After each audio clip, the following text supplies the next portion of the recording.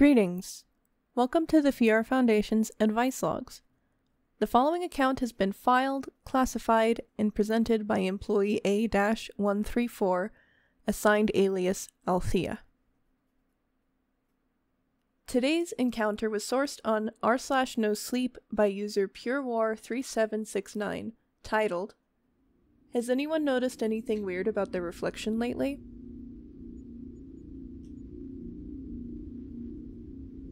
I am obsessed with online rumors and myths surrounding rituals and supposed haunted games. Some people find it weird, but the main reason I take so much interest in these things is the thrill that follows when I manage to debunk one. Bloody Mary, for example. Turn on your tap to warm water, turn off all lights in the bathroom, and say Bloody Mary 3 times in the mirror. No ghost, no blood on the walls, no nothing. I think a part of me hoped that I'd stumble across a game or a legend that was true. Something mystical in a world so bleak and unimaginative. I think I stumbled too far. I read online that if you stare at yourself in the mirror for an extended period, from 10 minutes to an hour, then you start to hallucinate and see ghosts in the reflection standing behind you. I tested it out one afternoon 2 weeks ago. I'm going to explain everything I did during this time just in case someone reading can point out any mistakes I made and suggest a way I can reverse the effects. Trust me, I could really do with one right about now. I walked into the bathroom and closed the door. I didn't turn on any lights since it was the middle of the day and the sun was still up and lit most of the room. I walked over to the sink and positioned myself in the middle of a mirror, setting a timer on my phone for 30 minutes. I placed my hands on either side of the sink and stared into the mirror, blinking every few minutes. This is all I did. I thought it was ambitious to set a timer for 30 minutes, but I felt I had to prove to myself that I remained true to the legend and still managed to debunk it.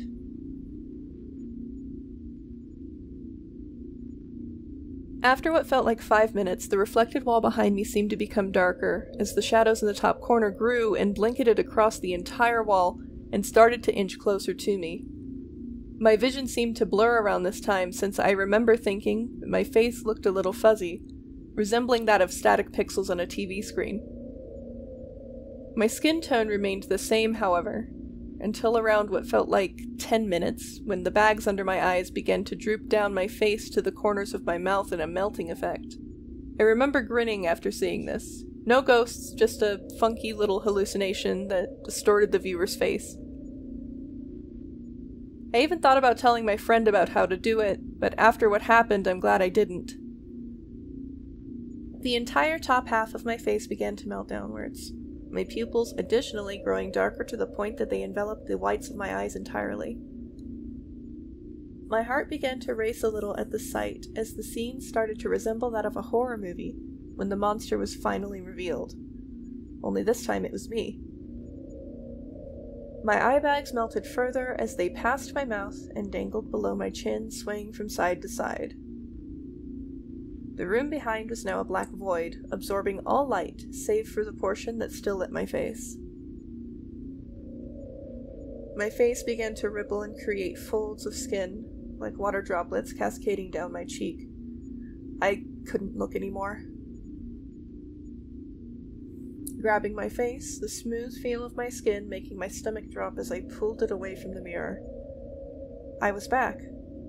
The room was just as it was when I first started, only a little darker now as the sun began to set over the horizon. Catching my breath and laughing to myself, I felt disappointed that I only lasted 13 minutes according to the timer. I wish the story ended here. Every time I look in the mirror, I still see that face staring back at me. I'm starting to forget the way I looked before. Before any of you point out, I did in fact go back to pictures of myself on mine and my family's phones. It's all the same. In the pictures of my sister's wedding, I'm no longer the handsome ring bearer people remember me to be, but rather a horrific beast that makes my sister's tears of joy now look like that of a hysteric woman on the verge of fainting. In my graduation photos, the cheering of students in the background now look as if they're all screaming in terror at the creature that has stormed the stage. It's not just mirrors either. Glasses, shiny mugs and silverware, a particularly reflective plastic tub, and even water. The ripples make my reflection distort itself, amplifying how sunken my eyes are. It's starting to affect my daily life. When I go to shave my beard, my face won't stop contorting as the folds of skin spiral around itself in a dizzying effect that really makes me feel sick. Not one to back down, I try to shave regardless, droplets of blood trickling down my face and staining the ceramic white sink beneath. The cut was so bad my parents believed it was an act of self-harm and rushed me to the emergency room to get stitches before booking me an appointment with a psychiatrist. I took this as an opportunity to tell them about my reflection, but I don't think they understood the situation since they turned to me with a smile saying, "Sometimes I hate my reflection too. It's easy to let Instagram get to you and fracture your perception of what you consider to be the beauty standard. But I assure you that apps and people like these will have used Photoshop and filters for years now. I recommend that you limit your activity on these platforms for a while." Nothing's improved. I can't drive anymore out of fear that I'll see my reflection in the wing mirror. I've removed all mirrors and screens from my bedroom, besides the phone I'm currently using. My heart racing so fast it feels like it's going to burst from my chest in a blaze of blood and bone, my hands slick with sweat, and my knees buckling every time I catch my reflection. I'm ashamed to admit that I wet myself closing the fridge door as the polished surface reflected my face, now melting down my chest and breaking out into spirals as it intertwines with my stitches, growing like tree roots through my pores. I can't live like this. I've started considering plastic surgery, anything that will alleviate my reflection in some way or another. My face is growing sore from the number of times I've felt it with my hand to reassure myself that I'm not in fact melting. The raw skin now creating a shade of pink in the ever-growing melting pot of my flesh. I need help. If there's anyone out there who can help me reverse the effects or give me an ounce of advice, I could really do with it. I pray for anyone else out there currently suffering the same fate as me.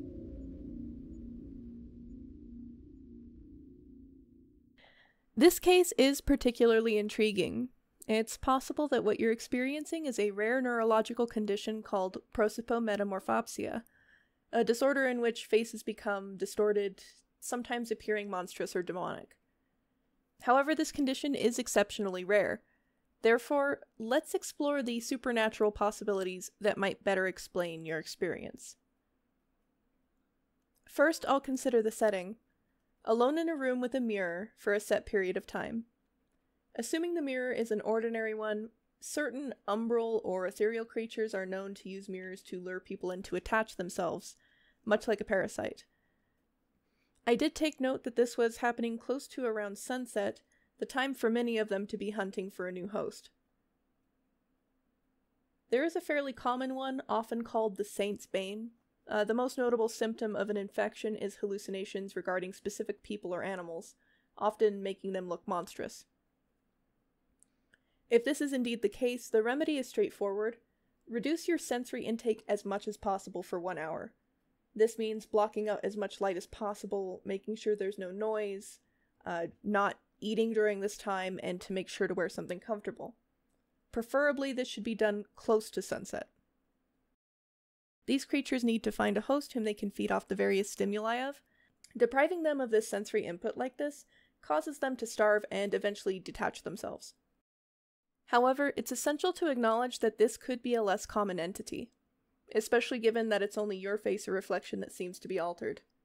For more precise identification and advice, I strongly recommend consulting an expert on umbral beings. Our partner organization, the Withermorrow Institute, possesses unparalleled knowledge in this field and can provide a more accurate diagnosis.